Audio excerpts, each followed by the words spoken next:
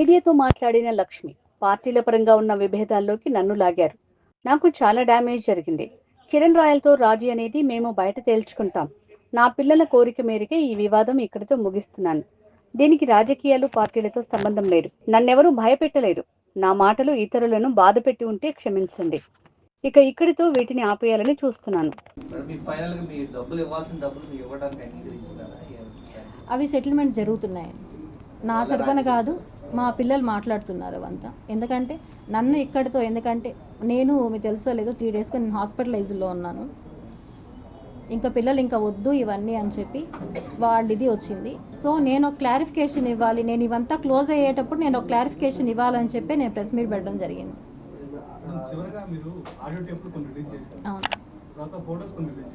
అవన్నీ నిజాలే, అవి వాస్తవాలే.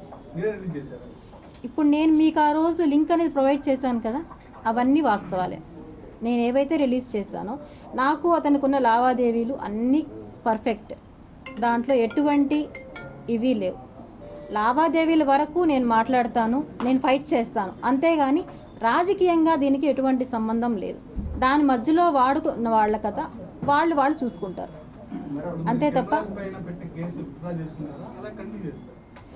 లేదండి. అది నాకు సెటిల్మెంట్ అయితే నేను విత్డ్రా చేసుకుంటాను.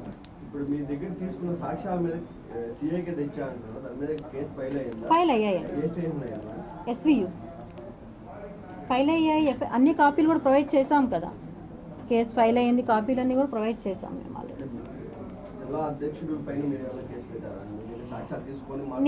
నేను ఇప్పుడు నా దగ్గరికి ఎవరైతే వచ్చారో అవన్నీ వాళ్ళన్నింటిపైన కూడా నేను కేసు అనేది ఫైల్ చేశాను, ఆల్రెడీ ఇచ్చాను. నేను నిన్నే వెళ్ళి నేను అన్నీ ఇవ్వడం జరిగింది. నేను అన్నీ నా దగ్గర ఎవరైతే తీసుకున్నారు, ఎవరు వచ్చారు అనేది అన్నీ కూడా నేను ఇచ్చాను. నా పోరాటం అనేది ఆగదు, ఎందుకంటే నేను వచ్చింది నా మనీ నేను కోల్పోయిన దాని గురించి నేను వచ్చాను. నేను దానికోసం అనేది నా ఫైట్ ఆగదు. కానీ నేను ఇక్కడ మాట్లాడుతున్నది నా సమస్యని పొలిటికల్గా తీసుకొని, అడ్వాంటేజ్ తీసుకొని, నన్ను ఒక ఆబ్జెక్టాగా తీసుకొని వాడుకుంటున్నారు. దయచేసి ఇది వద్దు అని చెప్పడానికే వచ్చాను నేను.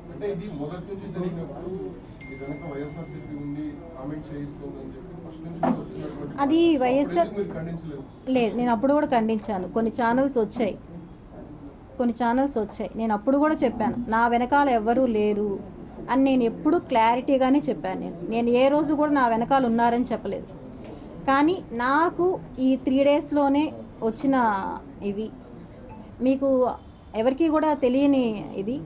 నేను హాస్పిటలైజ్ అయ్యాను, కొన్ని విషయాలు నేను తెలుసుకొని చాలా బాధపడ్డాను. ఒక సోషల్ మీడియాలో ఒక యూట్యూబర్ పెట్టాడు, అవి చూసి నేను కోలుకోలేకపోయాను. చాలా దారుణంగా పెట్టాడు. అవన్నీ చూసి నా పిల్లలు ఇంకా వద్దు, మాకు నువ్వన్నా ఉండేది మాకు కావాలి అని చెప్పి వాళ్ళు తీసుకున్న డెసిషన్ ప్రకారమే నేను ఈరోజు రావడం జరిగింది. నేను ఎవరికి భయపడలేదండి, ఎవరికి భయపడలేదు. బాధ్యతగా నా పిల్లల కోసం వచ్చాను. ఇన్ని రోజులు నేను పోరాటం ఇప్పుడు కూడా చేస్తాను. నాకు సెటిల్ అయ్యేంత వరకు నా పోరాటం అనేది ఆగదు. కానీ దీనికి రాజకీయ నేతలు వచ్చి దాన్ని పులమద్దండి దయచేసి. ఎందుకంటే మీ పార్టీలకి ఏమున్నాయో గొడవలు నాకు తెలీదు. అందులో నన్ను ఇన్వాల్వ్ చేయొద్దండి అని ఒకటే నేను అడుగుతున్నాను. నేను అంతే.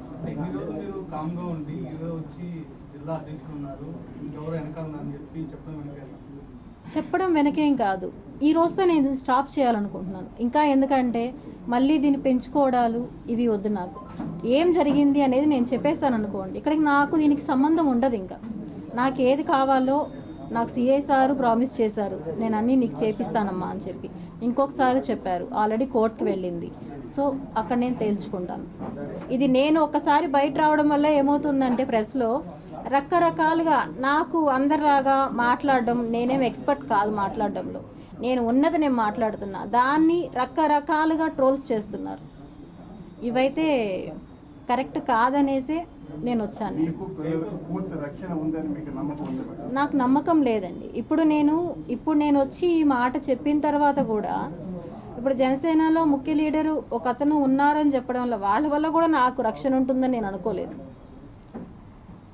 కానీ నేను ఇందులో నుంచి నేను బయటపడాలి ఫస్ట్. పోలీసులు న్యాయం చేయలేదనేసి మీడియాకి ఎక్కారు.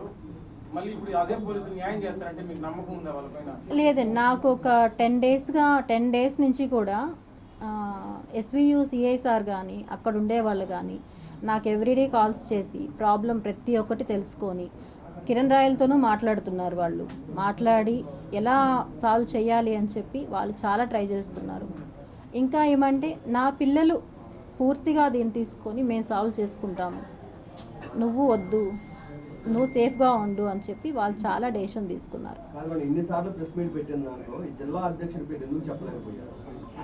నేను మొదటి నుంచి కూడా చెప్తూనే ఉన్నానండి. ఇందులో ఒకరు నా దగ్గర నుంచి తీసుకున్న వాళ్ళు ఉన్నారు, నేను ఆల్రెడీ చెప్పాను నేను ఇది, కానీ ఎవరు అని నేను చెప్పలా. జిల్లాకు సంబంధించిన ఒక నేత వాళ్ళ తరపున నుంచి వచ్చి నా దగ్గర తీసుకున్నారు.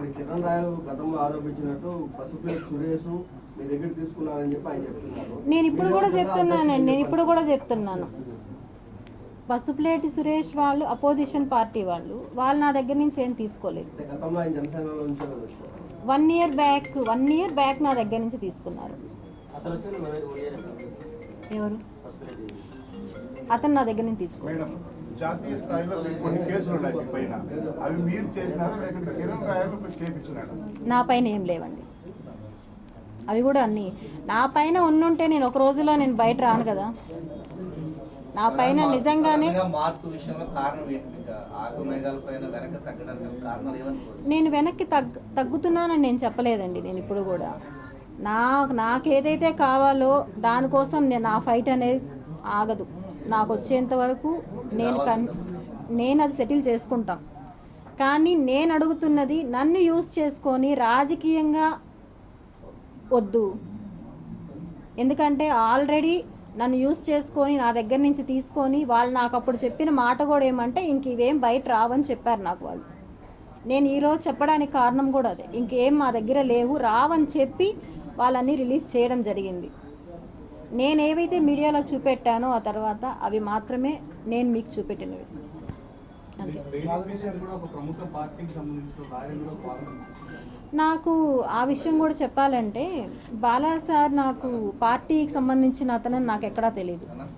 సార్తో నేను మాట్లాడినప్పుడు కూడా మాకు ఒక గ్రూప్ ఉంది, గ్రూప్ ద్వారా నేను వచ్చానమ్మా, నేను న్యాయం చేయడానికే చూస్తున్నానని చెప్పి నాకు చాలా క్లియర్గా చెప్పారు. నాకు ఈ రోజు వరకు కూడా పార్టీలు వాళ్ళు వీళ్ళు అనేది నాకు తెలియదు. ఆ రోజు నేనైతే అడిగాను, ఎప్పుడు ఎలక్షన్ ముందు నేను అడిగాను, నాకు ఇలా మనీ రావాలి అంటే వాళ్ళే నీ దగ్గర ఉండవు మాకు ఇవ్వు, మేము మనీ తీయిస్తామని చెప్పి నా దగ్గర నుంచి వాళ్ళు తీసుకున్నారు. అవునండి, అంతే.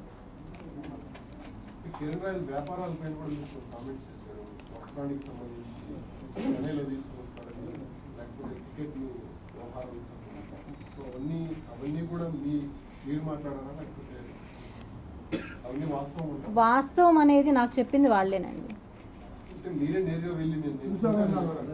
పట్టు చీర అయితే నేను తీసుకున్నాను వెళ్ళి.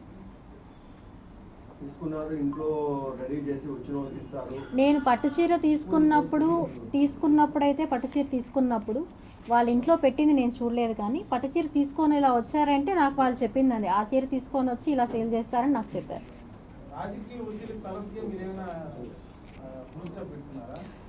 రాజకీయ ఒత్తిడి ఏమీ నా పైన లేదు.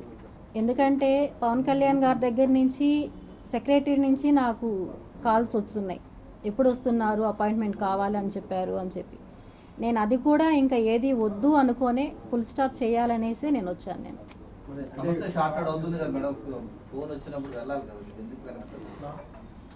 నేను మీకు చెప్తున్నాను సార్, నేను ఒక 2 వీడియోస్ చూసాను నేను యూట్యూబ్లో. నేను ఇన్ని రోజులు నేను చూడలేదు వాటిని.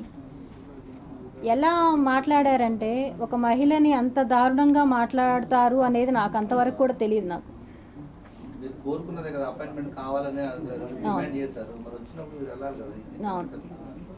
నేను చెప్తున్నాను కదా సార్, నా పిల్లలు దేనికి ఇప్పటికే చాలా కోల్పోయాం మేము. సమాజంలో ఏం కోల్పోయామనేది ప్రతి ఒక్కరికి తెలుసు. నేను నా బాధలు భరించలేకుండా నేను బయట వచ్చాను. ఆ బయట వచ్చిన దాన్ని ఎక్కడెక్కడికో వెళ్ళాయి అవి. అతను ఆవేశంలో చేసినవి చాలా ఉన్నాయి. ఇవన్నిటికి నెల రోజులుగా మీరు చేసిన వీడియోలు విప్పుకుంటే ఈ విధంగా ట్రోల్ అయినాయి. బహుశా ఈవేళ మీరు ఈ వ్యవహారం షెడ్యూల్ చేసుకున్న వార్త ట్రోల్ కాకపోవచ్చు. బట్ కానీ ఒక వ్యక్తికి అతనికి ఎక్కువ రాజకీయంగా వ్యక్తిగతంగా అతనికి చాలా నష్టం జరిగిపోయింది. అంటే మీ వాదన నిజం కావచ్చు, అదంతా వేరే విషయం. బట్ అంటే ఇవన్నీ ఎందుకు చేయాల్సి వచ్చిందంటే ఏం చెప్తారు? నేను ఎవరో చెప్తే నేను చేయలేదండి. నా ఫైట్ నేను చేశాను. అందులో నా దాన్ని వాళ్ళు యూజ్ చేసుకొని ట్రోల్ చేస్తున్నారంటే దానికి నాకు సంబంధం లేదు కదా. ఇప్పుడు నేను ట్రోల్ చేస్తుంటే మీరు నన్ను అడగాలి. నేను ట్రోల్ చేస్తుంటే ఇప్పుడు నేను ఇద్దరి పైన కేసు పెట్టాను, యూట్యూబ్ ఛానల్ వాళ్ళపైన. వాళ్ళు చాలా దారుణంగా నా గురించి ఏం తెలుసని వాళ్ళు మాట్లాడారు, అంత కిరాతకంగా మాట్లాడారు. వాళ్ళు మాట్లాడిన దానివల్ల అవన్నీ నేను భరించలేకుండా హాస్పిటలైజ్ అయ్యాను. హ్యాండ్ కట్ చేసుకున్నాను, బ్లడ్ అంతా పోయింది, హాస్పిటలైజ్ అయ్యాను. నా పిల్లలు అక్కడితో డెసిషన్ తీసుకున్నారు, వద్దు అని చెప్పి, వద్దు నువ్వన్నా ఉండు మాకు, వద్దు ఇవన్నీ అని చెప్పి. సో నేను దీన్ని మీడియాకో దేదో వద్దు అని డెసిషన్ తీసుకున్నాను. డ్రైవ్ గురించి మీరు చెప్పిన పవన్ కళ్యాణ్ బెదిరిస్తున్నారు అని చెప్పి కర్నూలు రాజకీయ నిజమంటారా కాదంటారా? అది కూడా నాకు వాళ్ళ పార్టీ వాళ్ళే చెప్పారు. మీకు అంటే వాళ్ళు చెప్పింది నాకు మీ సమస్యని మీరే కనిపించారు, పార్టీ పరంగా మీరే కాదు. ఇక్కడ మీకు చెప్పాల్సింది ఏమంటే, నాకు ఎప్పుడైతే మీ ప్రాబ్లం నేను సాల్వ్ చేయిస్తాము అని చెప్పారో అప్పుడే నాకు ఇవన్నీ వాళ్ళు చెప్పారు. ఇలా సంబంధించి చాలా ఉన్నాయి, సో అందుకే అతన్ని ఏం అనరు అని చెప్పి నాకు అప్పుడే వాళ్ళు క్లియర్గా చెప్పారు. నేను అదే చెప్పడం జరిగింది.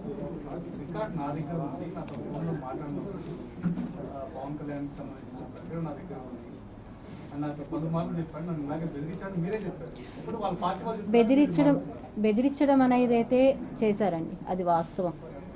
చాలాసార్లు బెదిరింపులు, ఎందుకంటే మీరు ఆడియో కాల్స్ విన్నారు మీరు అందరూ. బెదిరింపులు అయితే చాలాసార్లు చేశాడు. దాన్ని నేను కాదు, నేను ఎక్కడా చెప్పట్లేదు. కానీ నేను చెప్తున్నది ఏమంటే, నా దీనికోసం నేనైతే ఫైట్ అయితే ఆగను, కానీ నన్ను పొలిటికల్ దీంట్లో ఇన్వాల్వ్ చేయొద్దండి అని మాత్రమే చెప్తున్నాను నేను. అంతే. ఆర్థిక నియమాలను తెలుపుకుంటే మళ్ళీ వస్తారు లేదండి. ఓకే.